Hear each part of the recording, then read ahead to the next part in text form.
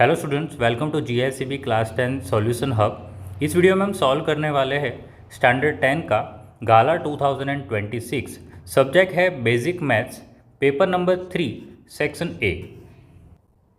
If the graphs of equation 3x plus 2ky equal to 2 and 2x plus 5y plus 1 equal to 0 are parallel lines, then k equal to blank।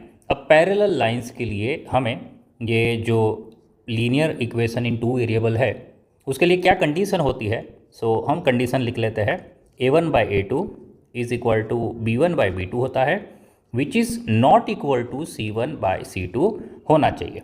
Okay अब इसके लिए हम starting में सबसे पहले a1/a2, अब देखिए ये a1 है, ये b1 है और c1 जो है हमें यहाँ पे मिलेगा, है ना। 2 को हमें LHS में भेजना पड़ेगा फिर मिलेगा, और a2 b2 और c2 इस तरफ है। ओके सो चलिए a1 is 3, a2 is 2, b1 जो है इस 2k अपॉन b2 जो है 5, और ये नॉट इक्वल टू होना चाहिए थर्ड c1 - 2 लेना पड़ेगा और c2 जो है वो 1 लेना पड़ेगा।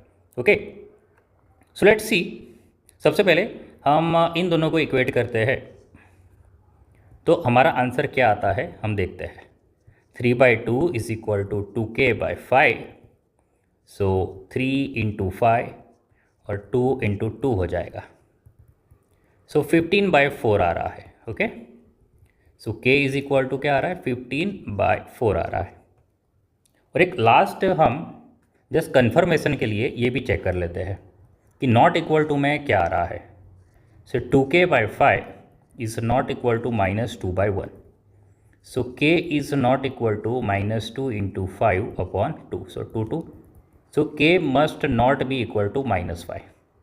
ओके अब आप इन दोनों को भी चेक, सॉरी ये वाला नहीं, ये दोनों को भी चेक कर सकते हो, बट ये ज़रूरत नहीं क्योंकि इनमें k है नहीं। ओके k किस में है, इन दोनों में कंपेयर करें तो k मिल जाएगा और इन दोनों में कंपेयर करें तो k मिल जाएगा, बट यहाँ पे k की कौन सी वैल्यू नहीं आनी चाहिए वो मिलेगी, और हमें क्या पूछा हुआ है k की कौन सी वैल्यू आएगी। सो हमारा आंसर ऑलरेडी आ चुका है, सो c आएगा 15/4। If alpha and beta are the roots of equation, ये इक्वेशन दिया है पूरा और एक कंडीशन दी हुई है अल्फ़ा प्लस बीटा जो है इज इक्वल्ड है अल्फ़ा इंटू बीटा के साथ। ओके सो उसी कंडीशन के साथ स्टार्ट करते हैं सम को। सो सम ऑफ ज़ीरो जो है और प्रोडक्ट ऑफ ज़ीरो इक्वल दिया है, ठीक है। अब सम ऑफ ज़ीरो का फॉर्मूला हमें पता है -b/a होता है, और प्रोडक्ट ऑफ ज़ीरो का फॉर्मूला भी हमें पता है c/a। अब आप देख सकते हो कि यहाँ पे a और a कैंसिल हो गया, सो हमें सिर्फ इतना ही इक्वेट करना है। ओके k की वैल्यू फाइंड करनी है यहाँ पे, सो माइनस। अब what is b, okay b क्या होगा तो x का कोएफिशिएंट यानी कि दिस वन। ओके सो ये आ जाएगा हमारा b। अब ध्यान रखना ये ब्रैकेट में रखना, ब्रैकेट में क्यों रखना है क्योंकि ब्रैकेट के आगे माइनस है, और c जो आएगा वो साइन के साथ ये वाला पार्ट आएगा। ओके यहाँ पे भी साइन ध्यान रखनी पड़ेगी। सो ब्रैकेट के बाहर माइनस और ब्रैकेट के अंदर k+5। अब जो बाहर का जो माइनस और माइनस है इन दोनों का ये कैंसिल हो जाएगा, ठीक है। तो नेक्स्ट स्टेप में उसको लिखने की ज़रूरत नहीं है, और ब्रैकेट भी अब लिखने की ज़रूरत नहीं क्योंकि ब्रैकेट के बाहर का माइनस चला गया है। सो चलिए k हम यहाँ लेके आते हैं और ये 1 को हम इस तरफ लेके जाते हैं। So 2k - k is equal to 5 - 1, so k equal to answer आ रहा है 4। ओके सो हमारा आंसर आएगा C4।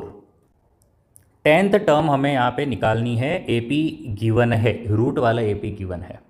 ओके सो सबसे पहले हम AP लिख लेते हैं √2, √8, √18 and dot dot dot. So first term आ जाएगा √2, एक हमें कॉमन डिफरेंस चाहिए, कॉमन डिफरेंस आएगा √8 यानी a2 - a1 यानी √8 - √2। अब आप देखिए यहाँ पे ध्यान से आप देखोगे इसके अंदर, देखिए ये तो √2 है, अब आप देखोगे ना तो इसमें भी √2 छुपा हुआ है। कैसे, सो √8 को मैं क्या लिख सकता हूँ, √2 × √4 लिख सकता हूँ, यानी √2 इसके अंदर भी है, तो √2 बाहर निकल जाएगा तो √4 बच जाएगा। ओके सो मैं यहाँ पे क्या लिख रहा हूँ, √8 को लिख रहा हूँ √4 × √2 - √2। सो अगर मैं यहाँ से √2 कॉमन निकालता हूँ तो अंदर बचेगा √4 - 1 और √4 जो होता है 2 - 1। सो आंसर आ रहा है √2। ओके, सो कॉमन डिफरेंस यहाँ पे निकल चुका है। अब 10th टर्म निकालना है, यानी n की वैल्यू 10 लेनी है। अब हम an का फॉर्मूला लगा लेते हैं, a + n - 1 d। सो हमें निकालना है a10। सो फर्स्ट टर्म इस √2, दिस इज 10 - 1 एंड यहाँ पे भी आएगा √2। सो √2 + 9 √2। सो √2 + 9 √2 होता है 10 √2। ओके, 10 √2। अब प्रॉब्लम यहाँ पे ये दिख रही है, कहीं पे भी ये 10 √2 आंसर नहीं दिखाई दे रहा। तो इसका मतलब ये है कि इस 10 को हम इस रूट के अंदर भेज देते हैं। समझ रहे? सो अगर मैं 10 को रूट के अंदर भेज दूंगा, सो 10 का स्क्वायर यानी कि 100 आ जाएगा। समझ रहे? रूट के अंदर वो जब पहुंच जाएगा तो 100 बन जाएगा, और 2 तो ऑलरेडी है। सो ये बन गया √200। सो हमारा आंसर आएगा B, √200। Distance of point P XY from the origin से जो डिस्टेंस होता है वो होता है रूट में x² + y²। 1 + tan² थीटा और 1 - cos² थीटा = ब्लैंक। सो 1 + tan² थीटा और सेकंड ब्रैकेट में 1 - cos² थीटा। तो 1 + tan² थीटा होता है sec² थीटा, और ब्रैकेट में ये आ जाएगा 1 - cos² थीटा होता है sin² थीटा। अब sec² थीटा जो होता है वो होता है 1/cos² थीटा, और यहाँ पे अपने पास पड़ा हुआ है sin² थीटा। सो ओवरऑल ये sin² theta upon cos² theta बन गया है। दैट इज आंसर आ गया है tan² थीटा, क्योंकि sin अपॉन cos होता है 10। सो आंसर आएगा C, tan² थीटा।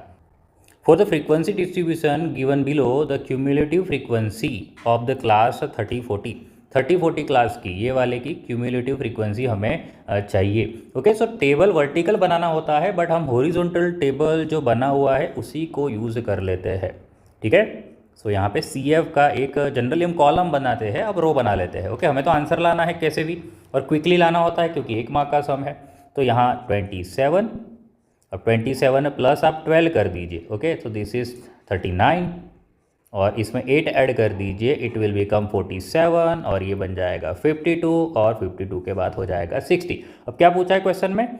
3040 जो है उसका क्यूमुलेटिव फ्रीक्वेंसी। सो आंसर क्या आएगा? 52। हमारा आंसर आएगा 52। LCM निकालना है स्मॉलेस्ट प्राइम नंबर और स्मॉलेस्ट कॉम्पोजिट नंबर का। सो स्मॉलेस्ट प्राइम नंबर जो होता है वो 2 होता है, और स्मॉलेस्ट कॉम्पोजिट नंबर वो होता है 4। ओके, सो LCM हमें निकालना है 2 और 4 का। सो यहाँ पे ये 2 का स्क्वायर हो जाएगा। सो LCM में क्या देखा जाता है? कॉमन होना चाहिए और हाईएस्ट पावर चेक करनी होती है। ठीक है, सो हमारा आंसर क्या आएगा? जो हाईएस्ट पावर है वो। सो आंसर आएगा 4। So this is our answer. The sum and product of zeros of a polynomial are equal. Okay, तो ये सेम सम है, आगे हमने किया था ये सेम ऐसा सम। तो सम ऑफ ज़ीरो और प्रोडक्ट ऑफ ज़ीरो क्या है? सेम है। सो सम ऑफ ज़ीरो होता है -b/a, और अल्फ़ा इंटू बीटा होता है c/a। सो यहाँ से a कैंसिल हो जाएगा, a की कोई ज़रूरत नहीं है यहाँ पे, और -b = c। सो माइनस रखना है, और b जो है b है ये माइनस के साथ। ओके, और c जो है ये है। सो चलिए, जब मैं माइनस माइनस वापस से लिखूँगा तो प्लस हो जाएगा ये। ओके, और k + 3 आ जाएगा, और यहाँ पे 5k - 1। So k + 3 = 5k - 1। सो 3 + 1 को मैंने यहाँ भेजा, और जो k है ये RHS भेजा। सो 4 = 4k। सो 4 / 4 = k। सो 1 = k। सो k = 1। आंसर आएगा 1। In 80 marks test of mathematics, the probability of Raina scoring 80 out of 80 marks is। अब कोई भी मार्क्स लाना हो, 1 मार्क्स से लेके 0 मार्क्स से लेके 80 मार्क्स, सारे मार्क्स में एक ही चीज़ फिक्स होती है, सबका आंसर एक ही आएगा। Okay, probability of getting 80 out of 80 marks is equal to, देखिए एक ही बार 80 मार्क्स आ सकते हैं 80 में से, और आउट ऑफ जो है वो हमेशा 80 नहीं लिखना है, ठीक है। यहाँ ध्यान से, बहुत ही इंपॉर्टेंट चीज़ है, 81 लिखना है। क्यों?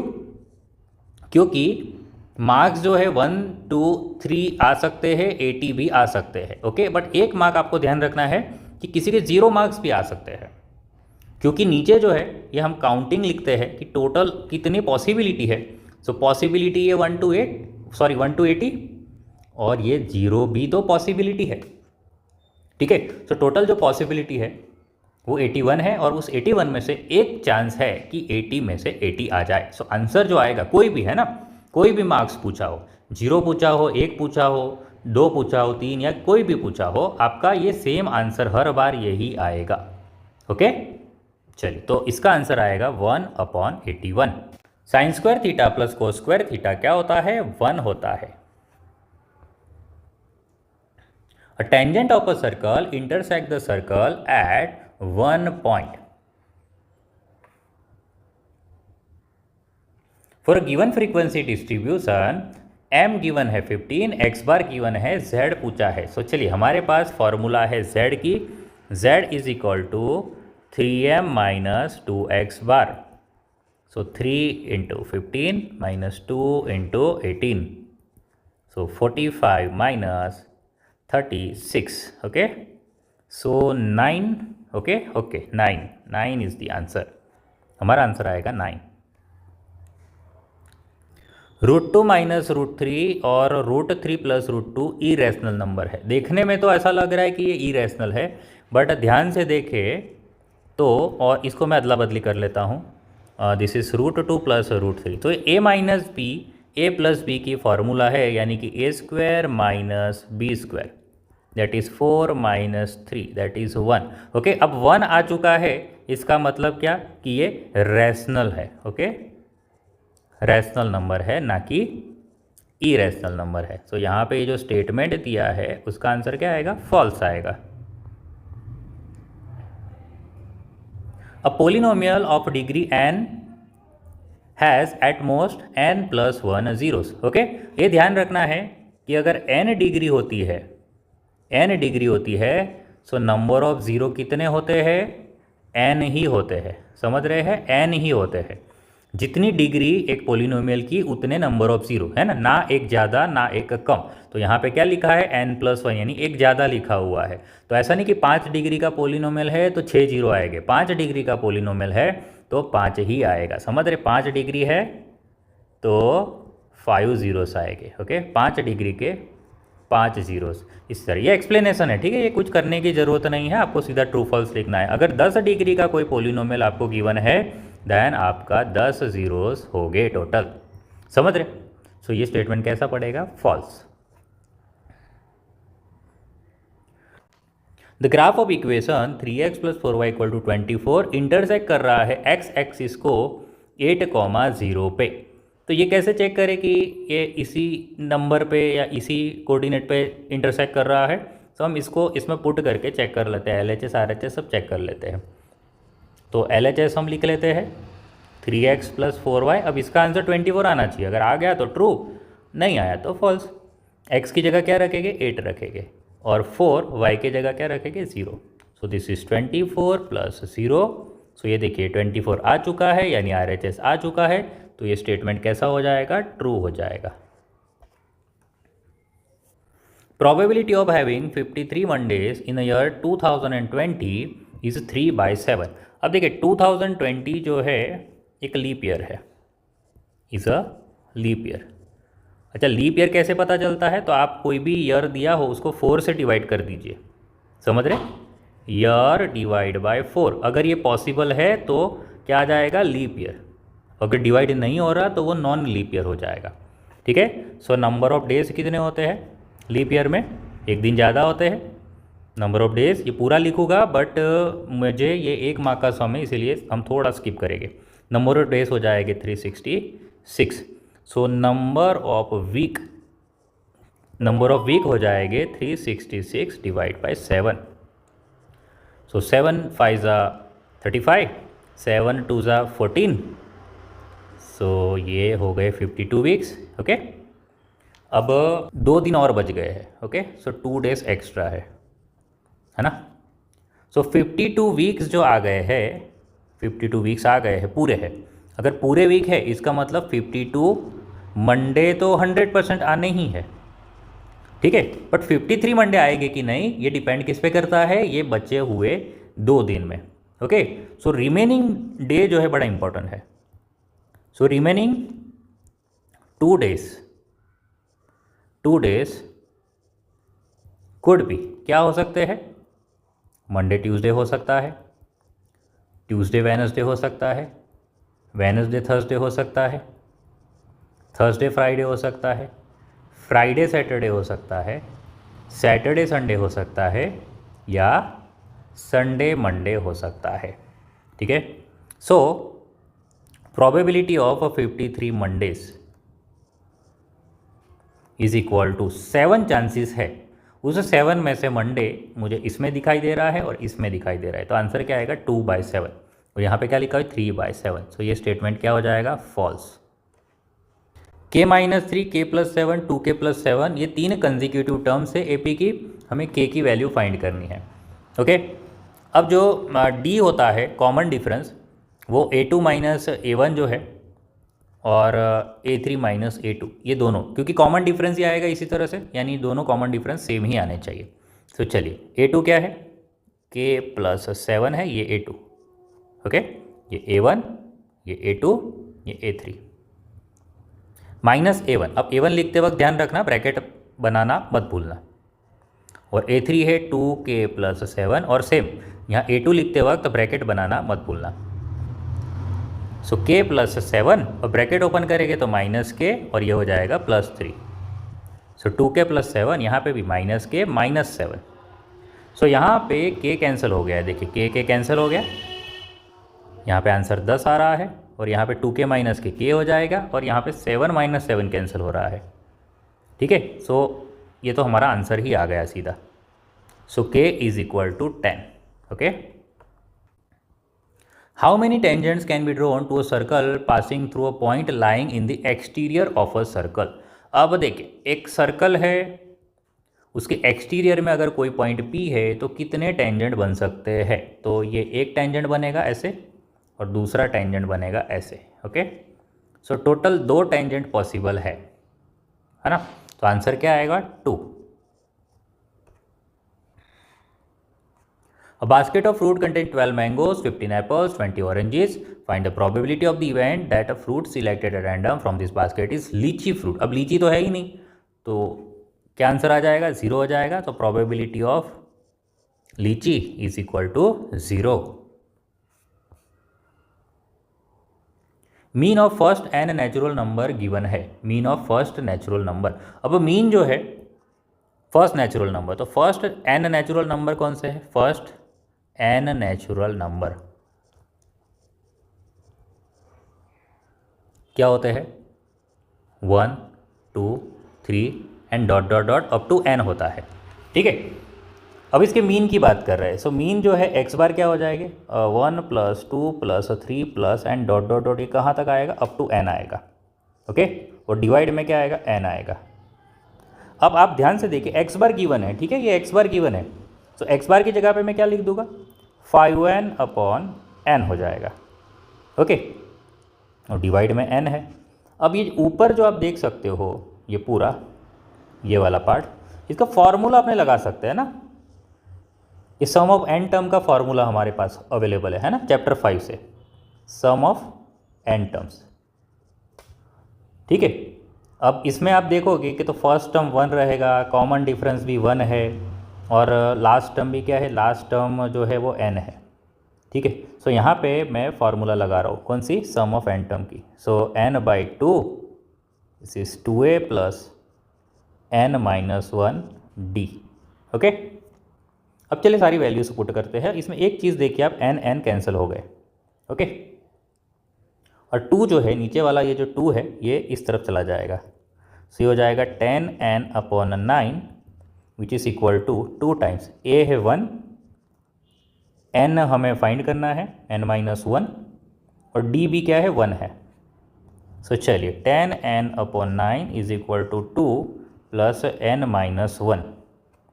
तो यहाँ पे 10n/9 which is equal to 1 plus n। So 10n/9 minus n हो जाएगा 1। सो 10n माइनस 9n, एलसीएम ले रहा हूँ, upon 9 is equal to 1। So n equal to, ये 9 इधर चला जाएगा 9। सो आंसर आएगा 9। TSA ऑफ अ क्यूबॉइड पूछा हुआ है। सो 21 में TSA ऑफ क्यूबॉइड, तो क्यूबॉइड का जो फार्मूला होता है 2 times LB plus BH plus LH। सो 2 times 4 into 3 plus 3 into 2 plus 4 into 2। सो 2 टाइम्स 12 प्लस 6 प्लस 8। सो 2 टाइम्स 26, सो 52 सेंटीमीटर स्क्वायर। ओके, सो 21 का जो आंसर आया है वो है B, 52 सेंटीमीटर स्क्वायर। चलिए 22 में क्या पूछा है, LSA ऑफ अ क्यूब। तो LSA जो है लेटरल सरफेस एरिया, लेटरल यानी खाली आजू बाजू का, ओके, ऊपर नीचे का नहीं। सो 4 टाइम्स A स्क्वायर, ठीक है। सो सब 5 साइड है, सो 4 टाइम्स 5 का स्क्वायर, सो 4 टाइम्स 25, सो 100 सेंटीमीटर स्क्वायर। ओके, सो 22 का जो आंसर है वो आ रहा है A, 100 centimetre square. Area of a minor sector पूछा हुआ है। So area of a minor sector का सीधा फार्मूला हमारे पास यहाँ पे दिख रहा है। ओके, हम थोड़ा अलग तरीके से लिखते हैं, यहाँ पे मैं साइड पे बता देता हूँ, θ/360 इंटू πr²। अब इसको रीअरेंज करें तो कुछ इसके जैसा दिख रहा है। ओके, सो 23 का जो आंसर है that is B, πr² θ/360। Circumference of a semi circle पूछा हुआ है। सो सेमी सर्कल का सर्कमफरेंस, पेरीमीटर पूछा होता तो हमें सब कुछ ऐड करना पड़ता, बट सर्कमफरेंस जो होता है वो यहाँ से लेके इतना होगा। ओके, सो जो होगा πr, सर्कल का जो सर्कमफरेंस होता है 2πr, उसका आधा, तो 2πr का आधा करेंगे तो πr आएगा। तो इसका आंसर क्या आएगा, A आएगा। सो 24 का आंसर आएगा A, πr।